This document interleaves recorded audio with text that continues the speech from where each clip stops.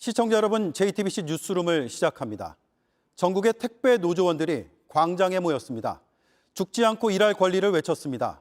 과로사는 사회적 타살이라는 구호도 울려 퍼졌습니다. 비대면 시대가 자리 잡았습니다. 택배는 우리 삶에 더욱 깊숙이 들어왔습니다. 이 소식을 저희가 첫머리에 올린 이유는 필수 산업이 된 택배를 떠받치고 있는 건 노동자들의 그늘이기 때문입니다. 먼저 집회 현장으로 가겠습니다. 공다송 기자, 오늘 집회에는 몇 명 정도 참여한 겁니까? 현재 여의도 공원에는 노조 측 추산 4천여 명의 전국 택배 노조 노조원들이 모여 있습니다. 오후 2시부터 택배 노동자들의 과로사 방지 대책을 막기 위한 집회를 열고 있는데요. 1m씩 떨어져 앉아 있는 노조원들로 공원이 가득 찼고 각 지역이 적힌 노조 깃발 수십 개도 펄럭이고 있습니다. 낮에는 곳곳에서 노조원과 경찰 사이에 충돌도 벌어졌습니다. 낮 상황 영상으로 보시겠습니다. 여의도 공원에 모인 전국의 택배 노동자들은 국회로 향했습니다. 하지만 공원을 빠져나가다 입구를 봉쇄한 경찰에 가로막혔습니다.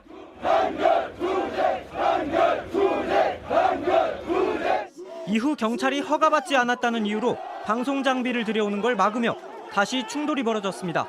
공원에 있던 노조원들은 도로로 내려와 구호를 외치며 경찰들을 밀어냈습니다. 경찰들도 달려들었지만 막지 못했습니다. 방송인이 직결하여 보호제청 피켓팅을 진행하고 도로를 점거하는 등 불법 집회를 진행하고 있습니다.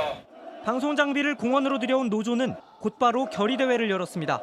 이번 투쟁은 우리의 삶과 그리고 이 택배 현장을 근본적으로 바꾸는 싸움이라고 생각합니다. 사회적 합의가 잘못된다 한다면 우리 모두가 청와대로 달려가. JTBC 유요한입니다. 네, 노조는 구체적으로 무엇을 요구하고 있습니까? 네, 노조원들은 집회 현장에서 과로사는 사회적 타설이다 등의 구호를 외치며 과로사 방지 대책을 담은 2차 사회적 합의에 조속한 체결을 요구하고 있습니다. 앞서 지난 8일 한 차례 회의가 열렸지만 노조의 단체 행동에 반발한 택배 대리점 연합이 불참하며 파행된 바 있습니다.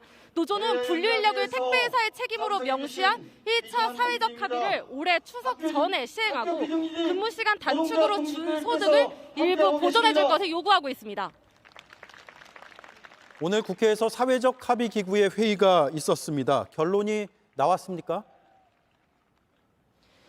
낮 1시 30분부터 진행된 회의는 저녁 7시가 다 되어 끝났습니다.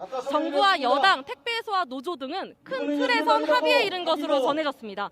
가장 쟁점이 됐던 분류 작업 인력의 경우 연내 투입을 마무리하는 것으로 합의에 이르렀습니다.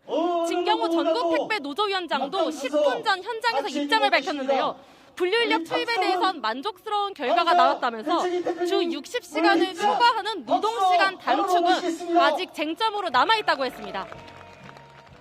네, 집회가 계속된다고 하는데 오늘 밤을 새우면서 하는 건가요? 노조원들은 여의도 공원에서 내일 오후까지 철야 집회를 이어갈 전망입니다. 내일 오후 1시에 마지막 2차 사회적 합의를 위한 회의가 예정되어 있는데요. 이 회의의 결론이 나올 때까지 총력 투쟁을 이어간다는 방침입니다. 네, 지금까지 서울 여의도 공원에서 공다솜 기자가 전해드렸습니다. 택배 노조는 과로의 원인으로 분류 작업을 꼽았습니다. 그런데 이건 사실 택배 회사에서도 어느 정도 인정하는 부분입니다. 지난 1월 분류 인력을 별도로 투입하겠다는 합의안이 나왔습니다. 택배사도 여기 서명했습니다. 하지만 시기를 두고 노조와 택배사의 입장이 맞서고 있습니다. 윤정민 기자입니다. 지난 13일 뇌출혈로 쓰러진 택배 노동자 임모 씨가 일한 터미널입니다. 택배 노조는 임 씨가 매일 배송 전 이곳에서 택배 분류 작업을 했다고 주장합니다. 물량 자체가 워낙 많기 때문에 그래서 기사들이 같이 해요. 분류 도우미가 투입된 것도 얼마 안 됐죠. 주 80시간에 가까운 과로 때문에 쓰러졌는데 이런 과로의 주요 원인 중 하나가 택배를 분류하는 작업이라는 겁니다. 택배 노조는 더 이상 택배 노동자에게 이 일을 떠넘기지 말라고 요구해왔습니다. 분류 노동자를 따로 고용하거나 추가 비용을 내라고 한 겁니다. 이런 내용은 지난 1월 1차 사회적 합의에 반영됐습니다.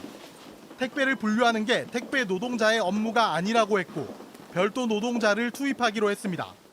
그런데 합의에 마침표를 찍을 2차 사회적 합의를 앞두고 시행 시기가 쟁점으로 떠올랐습니다. 택배사가 일부 분류 노동자를 투입했지만 당장 모든 분류 업무에 새로운 노동자를 고용하긴 어렵다는 입장입니다. 인건비가 늘어나는 걸 감당하기 어렵다는 겁니다. 반면 택배노조는 1차 합의도 제대로 이행되지 않는 데다 과로로 인한 사고가 반복되면서 더 기다릴 수 없다는 목소리를 높이고 있습니다. 특히 지난해부터 과로로 숨진 택배 노동자가 총 21명, 올해에도 벌써 5명이고 드러나지 않은 사고는 더 많을 거라고 주장했습니다. JTBC 윤정민입니다. 곳곳에서 모여든 상자를 하나하나 분류하는 일. 택배기사를 숨막히게 한 일이었습니다. 지난 1월 이 일은 택배기사가 아니라 택배사의 일이라는 사회적 합의가 이루어졌습니다. 분류 인력을 따로 둔다고 약속했습니다. 반년쯤 지난 지금 이 약속은 잘 지켜지지 않은 것 같습니다. 이행 시점을 못 박지 않은 탓이었습니다. 그러다 보니 민간 택배사들은 신용 내는 정도고 우정사업본부는 신용조차 내지 않는다고 노동자들은 호소합니다. 지난해 약속대로 고객 손에 건네진 택배는 33억 개입니다. 그 약속을 지킨 노동자에게 택배사가 한 약속 또한 빨리 지켜져야 합니다. 택배는 약속입니다.